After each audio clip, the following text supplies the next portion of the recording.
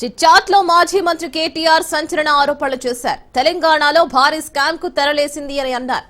TDR బాండ్ల పేరుతో వేల కోట్లు కొల్లగొట్టేందుకు సీఎం రేవంత్ టీం సిద్ధమవుతోందని ఆరోపించారు. ఫార్ములా ఈ రేస్ కేసులో ఈ నెల 17 నుంచి 25 లోపు మళ్లీ తనకు నోటీసులు ఇస్తారని, అరెస్ట్, జైలు అంటూ ప్రచారం చేస్తారని కీలక వ్యాఖ్యలు చేశారు. ఇక ఎమ్మెల్యే కోట ఎమ్మెల్సీకి ఒక అభ్యర్థిని నిలబెట్టామని చెప్పుకొచ్చారు కేటీఆర్. గత అనుభవాలను దృష్టిలో ఉంచుకునే ఈ నిర్ణయం తీసుకున్నామని అన్నారు. అయితే తాము బేరసారాలకు తావు లేకుండా ఒకరినే నిలబెట్టామని అన్నారు.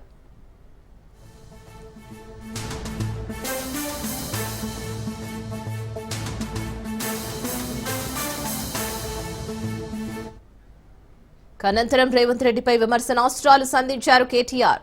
రేవంత్ రెడ్డి మాట ఢిల్లీలో చెల్లుబాటు కావడం లేదని అన్నారు.